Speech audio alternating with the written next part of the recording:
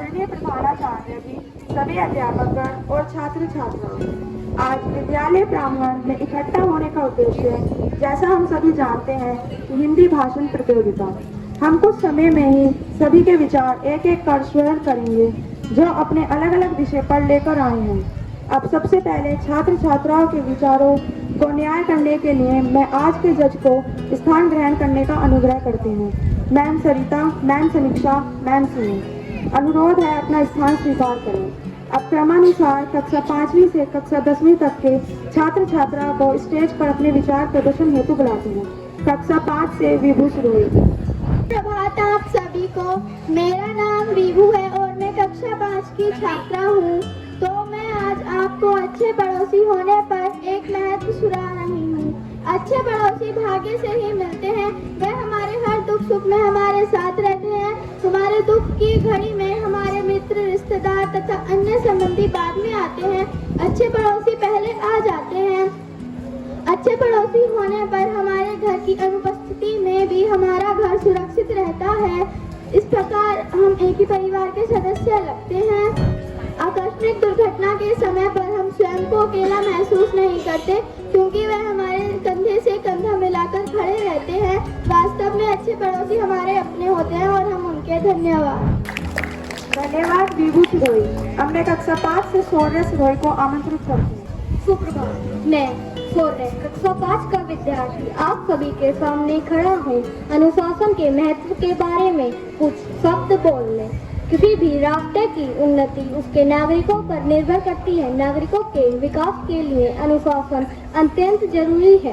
विद्यार्थी के जीवन में अनुशासन का सबसे बड़ा महत्व है। जो विद्यार्थी समय से अपना सारा कार्य करता है और अनुशासन में रहकर पढ़ाई करता है, वह सफलता प्राप्त करता है। विद्यार्थी जीवन को अनुशासन का प्रिय कहना गलत ना होगा।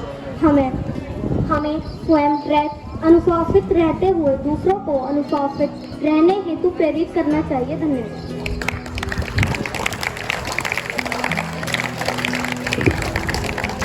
धन्यवाद शौर्य सुरोही। अब मैं कक्षा 5 से मनिंद्र को आमंत्रित करती हूँ। सुप्रभात सभी को। मैं मनिंदर कौर कक्षा 5 की छात्रा आज आपको अनुशासन का महत्व सुनाऊंगी। अनुशासन जीवन में सफलता की कुंजी है। ये एक ऐसा गुण है जो हमें नियमों का पालन करना, समय को प्रबंधन करना और अपने लक्ष्यों पर ध्यान केंद्रित करना सिखाता है। अनुशासित व्यक्ति हमेशा समय का पाबंद होता है और अपना काम समय पर पूरा करता है। अनुशासन हमें मेहनती, जिम्मेदार, ईमानदार बनाता है। ये हमें बुरी आदतों से दूर रखने और अच्छे काम के लिए प्रेरित करता है। अनुशासित जीवन शैली हमें स्वस्थ, खुश और सफल बनाती है। धन्यवाद।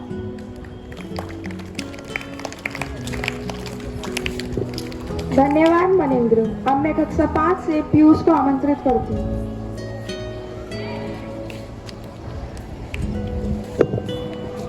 सुप्रभात आप सभी को। मैं पीयूष कक्षा 5 का विद्यार्थी आपके सामने समय का सदुपयोग पर अपने विचार प्रकट करना चाहता हूँ। समय के प्रति निष्ठ ही समय का सदुपयोग है।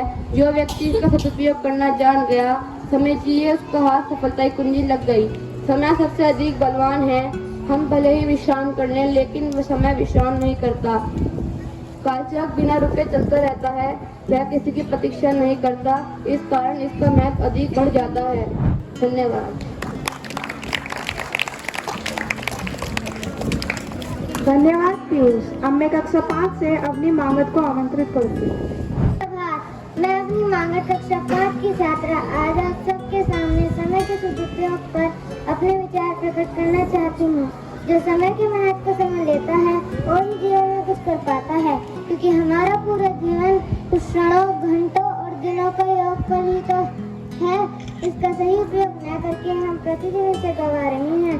कबीरदास जी ने समय के महत्व को समझते हुए कुछ कहा था। काल करे सो आज कर, आज करे सो अब, कल में प्रलय होएगी, बहुरी करेगा कब। छात्रों के जीवन में समय का सबसे बड़ा महत्व है। जो इस समय में समय के सदुपयोग को करना सीख जाता है, वह सफलता की ऊंचाइयां छूता चला जाता है। टाल मटोल, हंसी मजाक और सैर सपाटा करके अपना समय नष्ट न करें।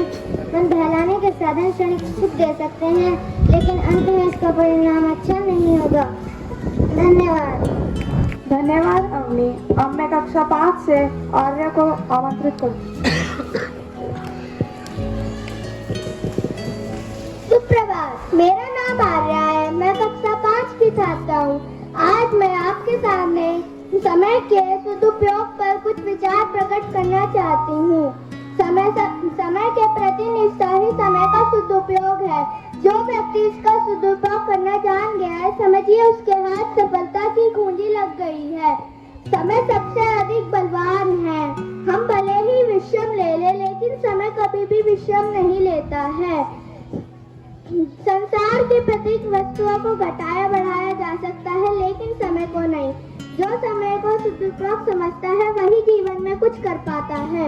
कबीरदास सिंह जी ने कहा था, इस महत्व को समझते हुए कहा था, काल करे सो आज कर, आज करे सो अब, पल में पढ़ ले होगी, बहुरी करे तो कब।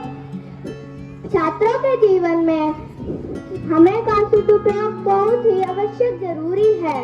हाँ, जो इस उम्र में समय का सदुपयोग करना जान गया है, तो वो सफलता की ऊंचाइयों को छू पाता है। धन्यवाद।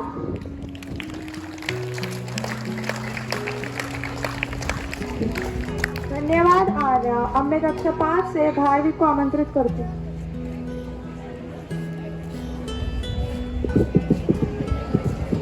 सुप्रभात सभी को। मैं भारवी कक्षा 5 का विद्यार्थी आपके सामने सदुपयोग के बारे में कुछ अपने विचार प्रकट करना चाहता हूँ। समय के प्रति निष्ठा ही सदुपयोग है। जो व्यक्ति सदुपयोग करना जान गया, समझिए उसके हाथ सफलता की कुंजी लग गई। समय सबसे अधिक बलवान है। हम भले ही विश्राम कर ले, लेकिन समय कभी भी विश्राम नहीं करता। काल चक्र बिना रुके चलता रहता है, वह किसी की भी प्रतीक्षा नहीं करता। इसी कारण इसका महत्व बढ़ जाता है। गया धन वापस कमाया जा सकता है, लेकिन बीता समय वापस नहीं लौटाया जा सकता। संसार के प्रति किसी भी वस्तु को घटाया बढ़ाया जा सकता है, लेकिन समय को नहीं। जो व्यक्ति समय के सदुपयोग को जान लेता है, वही जीवन में कुछ कर पाता है, क्योंकि हम कुछ क्षणों, घंटों और दिनों के योग पर ही तो हैं। यदि आप इसके बदले में कुछ भी नहीं पाए, तो सारा जीवन व्यर्थ कहलाओगे। कबीरदास जी ने इस पे महत्व को समझाते हुए कहा था, काल करे सो आज कर, आज करे सो अब, पल में पढ़ ले होगी, बहुरी करोगे कब। धन्यवाद।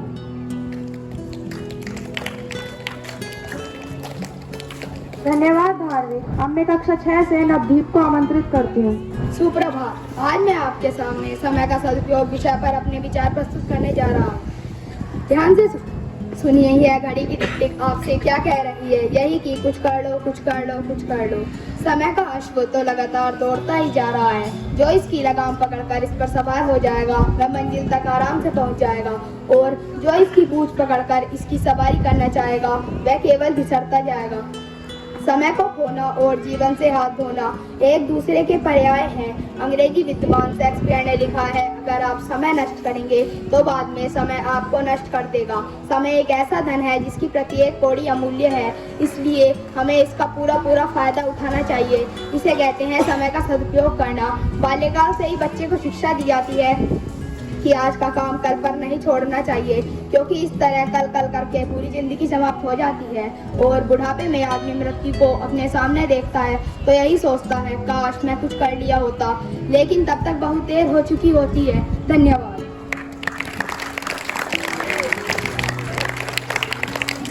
धन्यवाद नवदीप। अब मैं कक्षा 6 से ऋत्विक को आमंत्रित करती हूँ। प्रभात सभी को। मैं समय के सदुपयोग पे अपने विचार प्रस्तुत करना चाहता हूँ।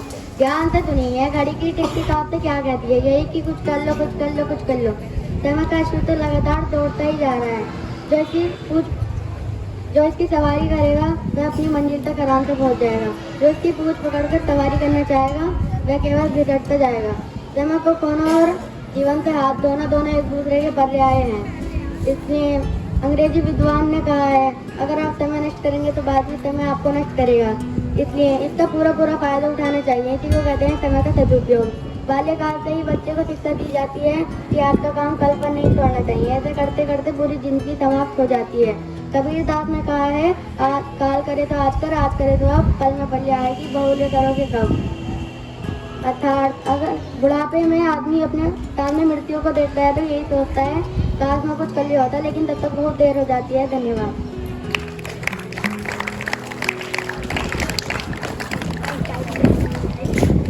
धन्यवाद ऋत्विक। अब मैं कक्षा 6 से अभिनव शर्मा को आमंत्रित करती हूँ। नमस्कार सभी को। मैं अभिनव शर्मा कक्षा 6 का छात्र आपके सामने समय के सदुपयोग के ऊपर कुछ शब्द प्रस्तुत करना चाहता हूँ। ध्यान से सुनिए। ये घड़ी की टिक टिक आपसे क्या कहती है कि कुछ कर लो, कुछ कर लो, कुछ कर लो। ये समय का आशिक तो लगातार दौड़ता ही जा रहा है। जो इसकी लगाम पकड़कर इस पर सवार हो जाए वह अपनी मंजिल तक आराम से पहुँच जाएगा, लेकिन जो इसकी पूंछ पकड़कर इसकी सवारी करना चाहे वह केवल बिगड़ता ही जाएगा। समय को खोना और जीवन से हाथ धोना दोनों एक दूसरे के पर्याय हैं। अंग्रेजी विद्वान शेक्सपियर ने कहा है, अगर आप समय को नष्ट करोगे तो बाद में समय आपको नष्ट कर देगा। समय एक ऐसा धन है जिसकी प्रत्येक कौड़ी अमूल्य है, इसलिए हमें इसका पूरा पूरा फायदा उठाना चाहिए। इसे ही कहते हैं समय का सदुपयोग करना। कबीरदास ने कहा है, काल करे सो आज कर, आज करे सो अब, कल में प्रलय होएगी बहुरी करेगो कब। बाल्यकाल से ही बच्चों को शिक्षा दी जाती है कि आज का काम कल पर नहीं छोड़ना चाहिए, नहीं तो ऐसी कल कल करते हुए जिंदगी समाप्त हो जाती है। बुढ़ापे में आदमी जब अपने सामने मृत्यु को देखता है तो केवल यही सोचता है कि काश मैं कुछ कर लिया होता, लेकिन तब तक बहुत देर हो चुकी होती है। अंततः प्रत्येक कार्य को अगर समय पर किया जाए तभी उसका महत्व होता है। ऐसे में किया कार्य हमेशा व्यर्थ हो जाता है। जैसे अगर किसान बीज डालकर सो जाएगा और चिड़िया को नहीं उड़ाएगा तो सारी चिड़िया बीज खा जाएंगी, केवल हाथ मिलने के अलावा वे और कुछ नहीं कर पाएगा। तभी तो कहा गया है, पछताए होत क्या जब चिड़िया चुग गई खेत। धन्यवाद।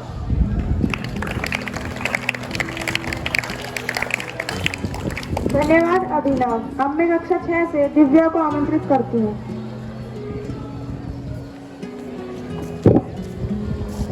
सुप्रभात सभी को। मेरा नाम दिव्या है और मैं कक्षा 6 की छात्रा हूँ। आज मैं आप सभी को समय के सदुपयोग पे अपने विचार प्रस्तुत करना चाहती हूँ। ध्यान से सुनिए। यह घड़ी की टिक टिक आपसे क्या कहती है? यही कि कुछ कर लो, कुछ कर लो, कुछ कर लो। समय का अश्व तो लगातार दौड़ता ही जा रहा है। जो इसकी लगाम पकड़कर इसके पीछे सवार हो जाएगा वह अपनी मंजिल तक आराम से पहुँच जाएगा, और जो इसकी पूंछ पकड़कर इसकी सवारी करना चाहेगा वह केवल घिसटता चला जाएगा। समय को खोना और जीवन से हाथ धोना एक दूसरे के पर्याय हैं। अंग्रेजी विद्वान शेक्सपियर ने लिखा है, अगर आप समय को नष्ट करोगे तो बाद में समय आपको नष्ट कर देगा।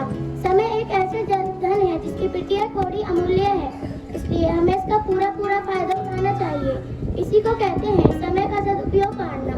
बाल्यकाल से ही बच्चे को शिक्षा दी जाती है। बुढ़ापे में आदमी को मृत्यु उसके सामने दिखाई देती है तो वह यही सोचता है, काश मैं कुछ कर लिया होता, पर जब तक बहुत देर हो चुकी होती है। प्रत्येक कार्य को समय पर किया जाए तभी उसका महत्व होता है। ऐसे में किया गया कार्य व्यर्थ हो जाता है। यदि कोई किसान खेत में बीज डालकर सो जाए और चिड़िया को न उड़ाए तो चिड़िया सारा खेत खा जाएगी और सिवाय हाथ मलने वह कुछ नहीं कर पाएगा। तभी तो कहते हैं, अब पछताए होत क्या चिड़िया चुग गई खेत। अतः हमें समय का सदुपयोग करना चाहिए। जो खाली समय मिले उसे नष्ट न करके बल्कि उसे फलदायक बना देना चाहिए। यदि धन्यवाद।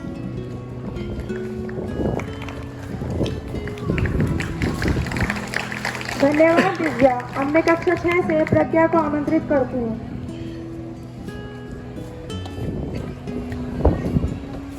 सुप्रभात सभी को। मैं प्रज्ञा वर्मा कक्षा 6 की छात्रा अपने विचार प्रस्तुत करना चाहती हूँ। ध्यान से सुनिए। यह घड़ी की टिक टिक आपसे क्या कह रही है? यही कि कुछ कर लो, कुछ कर लो, कुछ कर लो। समय का अश्व तो लगातार दौड़ता ही जा रहा है। जो इसकी लगाम पकड़कर इस पर सवार हो जाएगा वह मंजिल तक आराम से पहुंच जाएगा। जो इसकी पूंछ पकड़कर इसकी सवारी करना चाहेगा वह केवल घिसटता जाएगा। समय को खोना और जीवन से हाथ धोना एक दूसरे से पर्याय है। अंग्रेजी विद्वान शेक्सपियर ने लिखा है कि यदि आप समय नष्ट करेंगे तो बाद में समय आपको नष्ट कर देगा। समय एक ऐसा धन है जिसकी प्रत्येक कौड़ी अमूल्य है, इसलिए हमें इसका पूरा पूरा फायदा उठाना चाहिए। इसी को कहते हैं समय का सदुपयोग करना। बाल्यकाल से ही बच्चे को शिक्षा दी जाती है कि आज का काम कल पर नहीं छोड़ना चाहिए, क्योंकि ऐसी कल करते ही जिंदगी समाप्त हो जाती है। बुढ़ापे में आदमी मृत्यु को अपने सामने देखता है तो यही सोचता है, काश मैं कुछ कर लिया होता, लेकिन तब तक बहुत देर हो चुकी होती है। प्रत्येक कार्य यदि समय पर किया जाए जब भी उसका अर्थ होता है। असमय किया गया कार्य हमेशा व्यर्थ हो जाता है। धन्यवाद। धन्यवाद प्रज्ञा। अब मैं कक्षा 6 से सुनाना को बुलाना चाहती हूँ।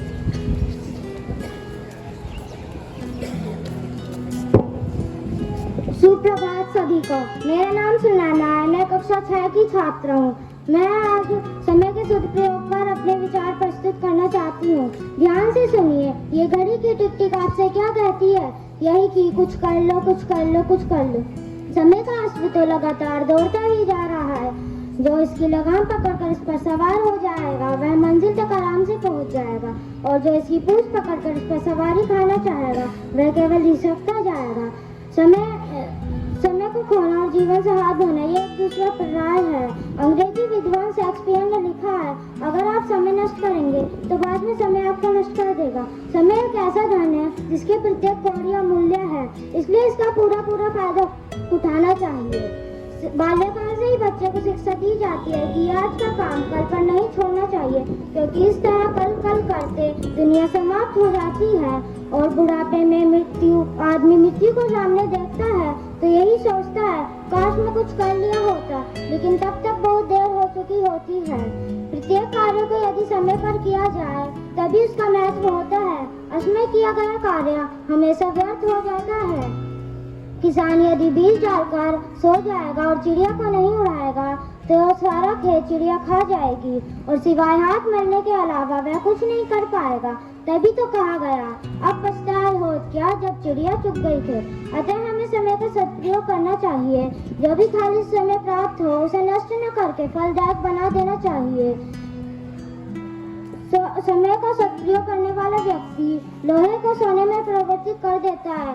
वो कुछ ऐसा कर जाते हैं जो इस दुनिया के चले जाने के बाद भी हमारा। धन्यवाद।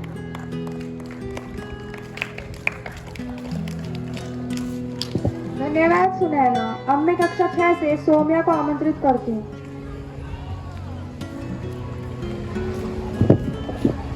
सुप्रभात सभी को। मेरा नाम सौम्या है और आज मैं आपको समय के सदुपयोग पर कुछ विचार प्रस्तुत करना चाहती हूँ। ध्यान से सुनिए। यह घड़ी की टिक टिक आपसे क्या कहना चाहती है? यही कि कुछ कर लो, कुछ कर लो, कुछ कर लो।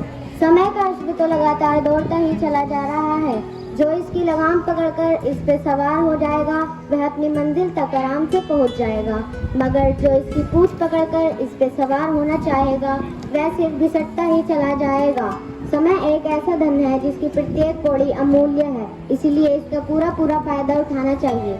हमें जो भी खाली समय प्राप्त हो उसे नष्ट न करके फलदायक बनाना देना चाहिए। बाल्यकाल से ही बच्चे को शिक्षा दी जाती है कि आज का काम कल पर नहीं छोड़ना, क्योंकि ऐसे कल कर जिंदगी समाप्त हो जाती है और आदमी अपनी मृत्यु को सामने से देखता है तो यही सोचता है कि काश मैं कुछ कर लिया होता, लेकिन तब तक बहुत देर हो चुकी होती है। प्रत्येक कार्य को यदि समय पर किया जाए तभी उसका महत्व होता है। असमय किया गया कार्य हमेशा व्यर्थ हो जाता है। किसान यदि खेत में बीज डालकर सो जाएगा और चिड़ियों को नहीं उड़ाएगा तो सारा खेत चिड़िया खा जाएंगी। तभी तो कहा गया है, अब पछताए होत क्या जब चिड़िया चुग गई खेत। अतः हमें समय का सदुपयोग करना चाहिए। समय का सदुपयोग करने वाला व्यक्ति लोहे को सोने में परिवर्तित कर देता है। वे कुछ ऐसा कर जाते हैं कि दुनिया उनके चले जाने के बाद भी अमर मानती है। धन्यवाद। धन्यवाद सौम्या। अब मैं कक्षा 6 से हरप्रीत को आमंत्रित करती हूँ। सुप्रभात सभी को। मैं हरप्रीत कक्षा 6 की छात्रा यहाँ समय के महत्व पर कुछ बातें बताना चाहती हूँ। ध्यान से सुनिए। यह घड़ी की टिक टिक आपसे क्या कह रही है? यही कि कुछ कर लो, कुछ कर लो। समय को खोना और जीवन से हाथ धोना एक दूसरे के पराये है। अंग्रेजी विद्वान शेक्सपियर ने लिखा था कि जो समय को नष्ट करेगा बाद में समय ही उसको नष्ट करेगा। इसलिए हमें समय का पूरा फायदा उठाना चाहिए। बाल्यकाल से ही बच्चों को यह शिक्षा दी जाती है कि आज का काम उन्हें कल पर नहीं छोड़ना चाहिए, क्योंकि कल करते ही सारी जिंदगी बीत जाएगी। जब आदमी बुढ़ापे में मृत्यु को आगे देखता है तो वह यही सोचता है कि काश मैंने कुछ कर लिया होता, लेकिन तब तक बहुत देर हो चुकी होती है।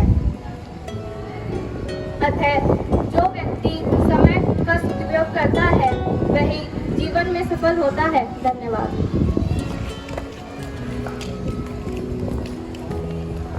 धन्यवाद हरप्रीत। अब मैं कक्षा 6 से इशिका को आमंत्रित करती हूँ। सुप्रभात आप सभी को। मैं इशिका कक्षा 6 की छात्रा यहाँ पर उपस्थित हूँ समय के सदुपयोग के ऊपर अपने कुछ सब स्पष्ट करने के लिए। समय का पत्र लगातार दौड़ता ही जा रहा है। जो इसकी लगाम पकड़कर इस पर सवार हो गया वह मानो अपनी मंजिल तक आसानी से पहुंच जाएगा। जो इसकी पूंछ पकड़कर इस पर सवारी करना चाहेगा वह केवल घिसटता जाएगा। बालकाल से बच्चे को शिक्षा दी जाती है कि आज का काम कल पर मत छोड़ो, क्योंकि कल करते समय जिंदगी समाप्त हो जाती है। जो व्यक्ति समय का सदुपयोग करते हैं वही केवल इस दुनिया में कुछ कर पाते हैं। बुढ़ापे में आदमी मृत्यु को सामने देखकर यही सोचता है कि काश मैं कुछ कर लिया होता। मैं कहना चाहती हूँ कि हमें समय का सदुपयोग करना चाहिए। जो व्यक्ति समय का सदुपयोग करते हैं वही जिंदगी में कुछ कर पाते हैं। जो लोग समय का सदुपयोग करते हैं वह लोहे को सोने में परिवर्तित कर देते हैं और वह इस दुनिया से चले जाने के बाद भी अमर हो जाते हैं। धन्यवाद। धन्यवाद इशिका। अब मैं कक्षा 6 से शनाया को आमंत्रित करती हूँ।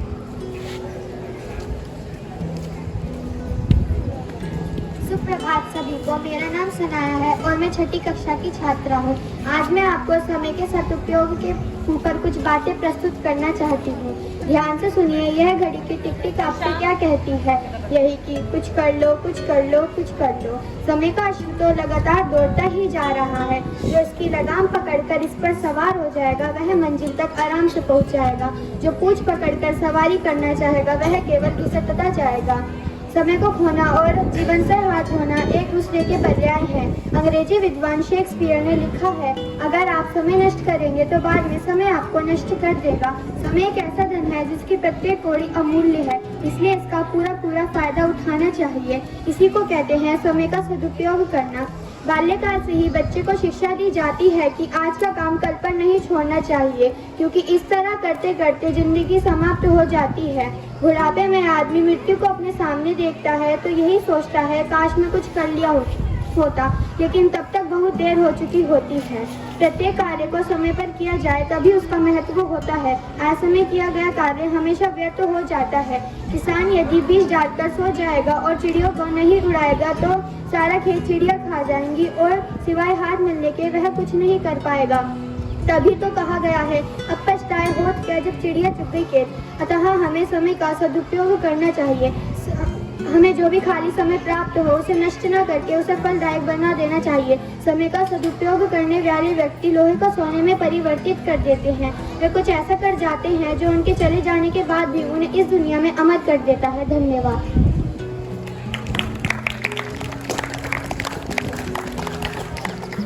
धन्यवाद शनाया। अब मैं कक्षा 7वीं से राधिका को आमंत्रित करती हूँ।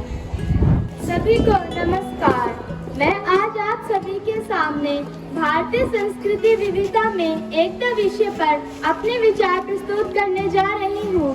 भारत एक ऐसा देश है जहाँ अनेकता में भी एकता देखने को मिलती है। यहाँ भले ही हर राज्य की भाषा अलग हो, भोजन का स्वाद अलग हो, पहनावा अलग हो, लेकिन दिल एक ही है। यही है हमारे भारतीय संस्कृति की सबसे बड़ी खासियत। भारत में हिंदू, मुस्लिम, सिख, ईसाई सभी धर्मों के लोग मिलजुल कर रहते हैं।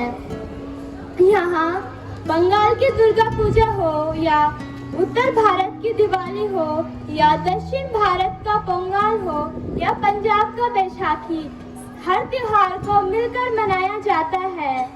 यहाँ हर कोने में कला, नृत्य, संगीत और परंपराओं की अलग झलक देखने को मिलती है। हमारे पूर्वजों ने सिखाया है वसुदेव कुटुंबकम, पूरा विश्व एक परिवार है। हमने दूसरों को अपनाना सीखा है, बांटना सीखा है, जोड़ना सीखा है। अंत में मैं यह कहना चाहती हूँ, हम सब अलग हो सकते हैं, भाषा से, धर्म से, रहन सहन से या रंग से, लेकिन हम सब भारतीय हैं और हमारी पहचान है विविधता में एकता। धन्यवाद।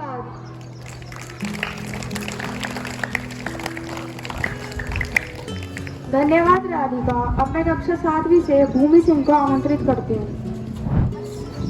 नमस्कार। आज मुझे भारत के सबसे अनमोल गुणों में से एक विविधता पर एकता के बारे में बोलते हुए बहुत गर्व हो रहा है। इसका मतलब हमारा भारत विभिन्न संस्कृतियों, भाषाओं और परंपराओं का देश है। इसके बावजूद भी यहाँ के लोग मिलजुल कर रहते हैं, एक दूसरे का मान सम्मान करते हैं और एक राष्ट्र के रूप में एकजुट हैं। भारतीय संस्कृति, इसे भारत की संस्कृति या भारतीय सभ्यता के नाम से भी जाना जाता है। भारतीय संस्कृति को भारत की आत्मा भी कहा जाता है। भारत में अनेक जातियों के, धर्मों के लोग रहते हैं, फिर भी एकता की भावना बनी रहती है। धन्यवाद।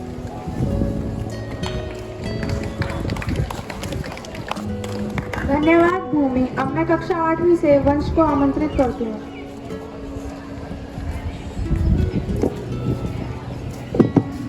सम्मानित जज, अध्यापकगण और मेरे प्रिय साथियों, आप सभी को मेरी तरफ से नमस्कार। आज मैं आप सभी के सामने कला और संस्कृति के महत्व पर अपने विचार व्यक्त करना चाहता हूँ। कला और संस्कृति हमारे देश में काफी पुरानी है। कला और संस्कृति किसी भी समाज की आत्मा होती है। यह हमारी सोच, हमारी पहचान और हमारे जीवन के मूल्यों को दर्शाती है। अगर हमारे अंदर कोई कला है तो हम अपने जीवन को कहां से कहां ले जा सकते हैं, यह तो हमें भी अंदाजा नहीं। वही संस्कृति हमें हमारी परंपराओं की संस्कृति से जोड़ती है। अगर संस्कृति न हो तो हमारा जीवन नीरस और बेरंग हो जाएगा। अंत में मैं यही कहना चाहता हूँ कि संस्कृति और कला में पहचान देती है, इसलिए हमें इसका सम्मान करना चाहिए। धन्यवाद।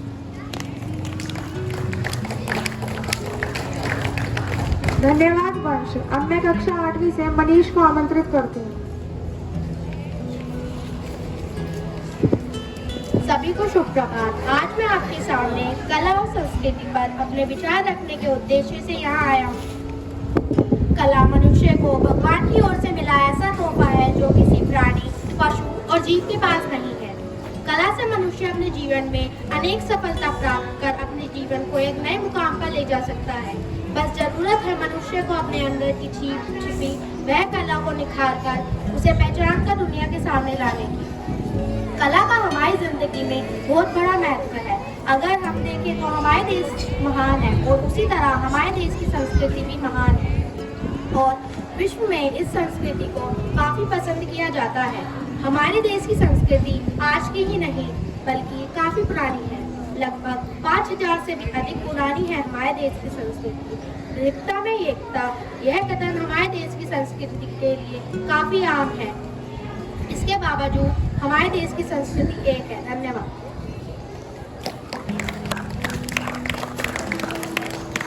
धन्यवाद मनीष। अब मैं कक्षा 8वीं से जयंत नागरा को आमंत्रित करती हूँ।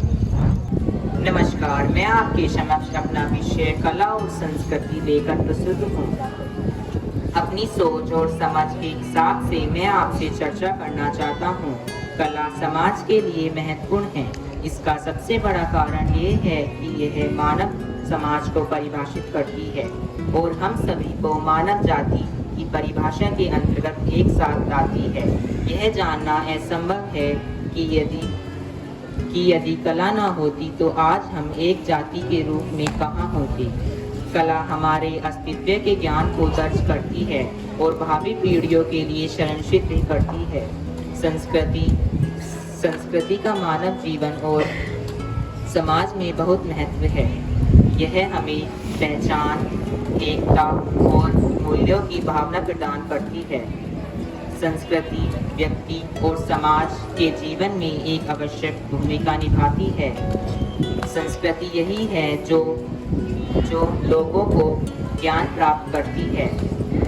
भाषा, प्रतीकों, मूल्यों, मानदंडों, रीति रिवाजों और परंपराओं को सीखने के माध्यम से उन्हें वह बनाती है। अंत में मैं कहना चाहता हूँ, अपना यह कीमती समय देने के लिए धन्यवाद।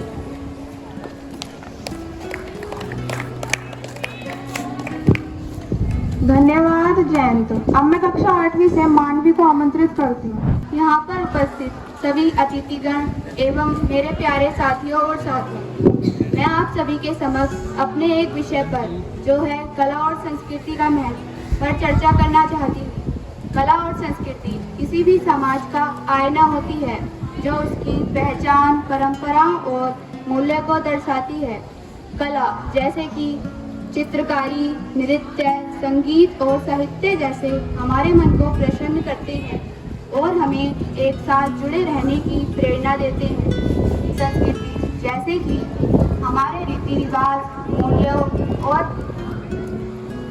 संस्कृति जैसे कि हमारे रीति रिवाज और उत्सवों में व्यक्त होती है और हमें एक साथ जुड़े रहने की प्रेरणा देती है। हमारे समाज को एक साथ जुड़े रहने और हमें अपने पूर्वजों के साथ समय व्यक्त करने और हमें अपनी पहचान बनाए रखने में भी मदद करती है। कला और संस्कृति केवल व्यक्तिगत नहीं है, बल्कि सामाजिक और राष्ट्रीय स्तर पर भी हैं, जो हमें दूसरे देशों के साथ बातचीत करने और अपनी भावनाओं को प्रकट करने में मदद करती हैं। संस्कृति जैसे कि हम अपनी भाषाओं को एक दूसरे के साथ अपने भावों को व्यक्त कर सकते हैं। अब मैं अपनी वाणी को विराम देते हुए आप सभी का धन्यवाद करती हूँ।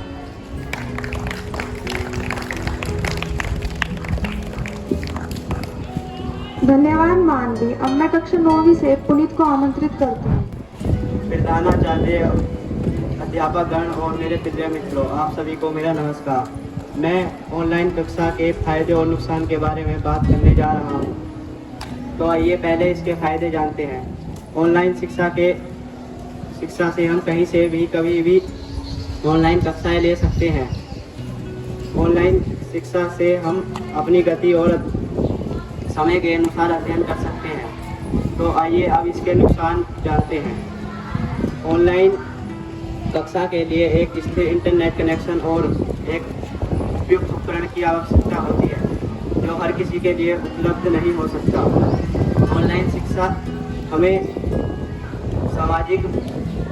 सामाजिक बातचीत और आपसी सीखने से कम अवसर प्रदान करती है। धन्यवाद।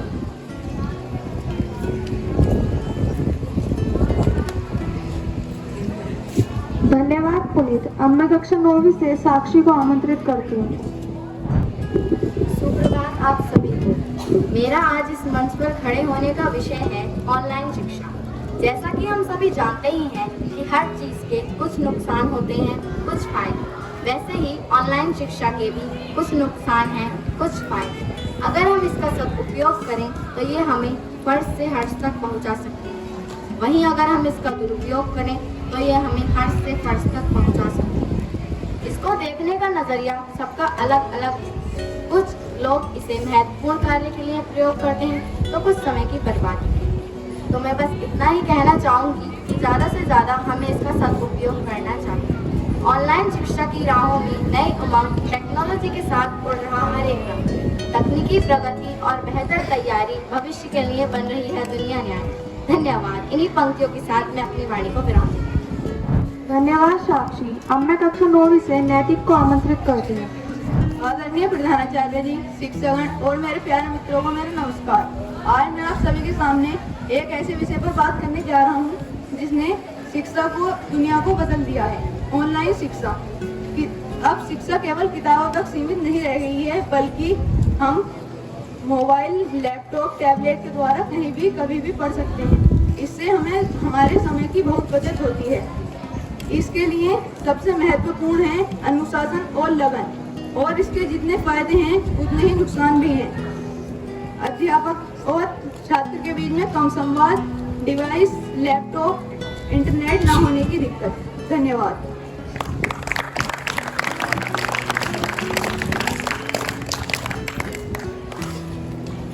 धन्यवाद नैतिक। अब मैं कक्षा 9वीं से प्रज्ञा को आमंत्रित करती हूँ। सुप्रभात आदरणीय प्रधानाचार्य जी, जज महोदय, शिक्षकगण और मेरे प्यारे साथियों। आज मैं आप सभी के सामने ऑनलाइन शिक्षा के फायदे व नुकसान विषय पर अपने विचार प्रस्तुत करने जा रही हूँ। कोरोना महामारी से लेकर आज तक ऑनलाइन शिक्षा ने शिक्षा के क्षेत्र में एक नया बदलाव ला दिया है। पहले शिक्षा केवल स्कूल कॉलेजों तक ही सीमित थी, वहीं अब मोबाइल, लैपटॉप और इंटरनेट की मदद से कोई भी घर बैठे ज्ञान प्राप्त कर सकता है। आइए सबसे पहले ऑनलाइन शिक्षा के फायदों की बात करें। ऑनलाइन शिक्षा से पैसे और समय दोनों की बचत होती है। गाँव या विदेशों में बैठे विद्यार्थी भी अच्छा ज्ञान प्राप्त कर सकते हैं।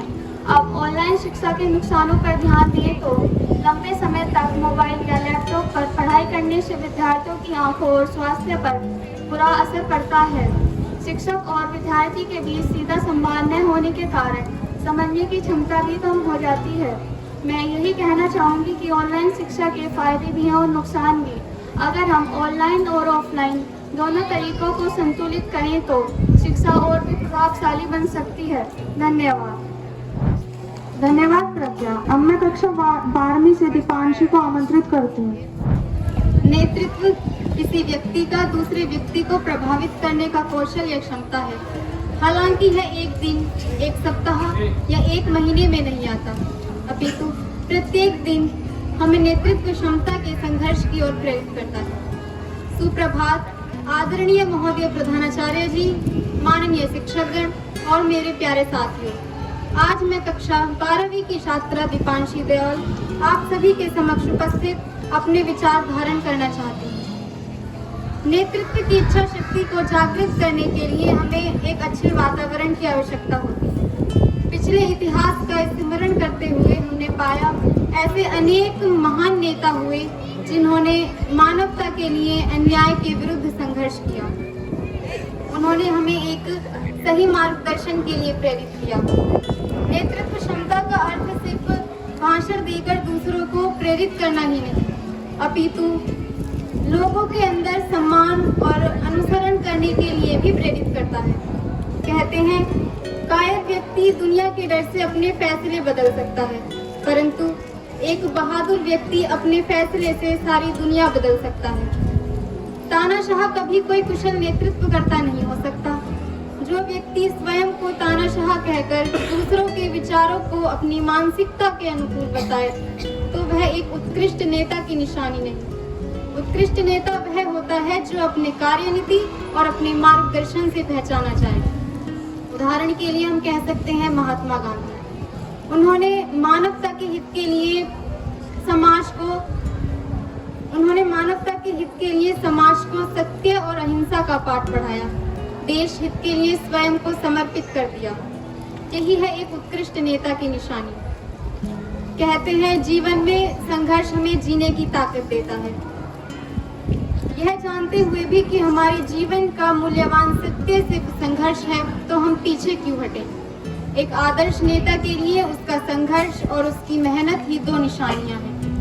इसलिए तो कहा गया है डर मुझे भी लगा फासला देखकर, पर मैं बढ़ता गया रास्ता देखकर। खुद ब खुद मेरे सामने आती गई मेरी मंजिल, मेरा हौसला देखकर। धन्यवाद।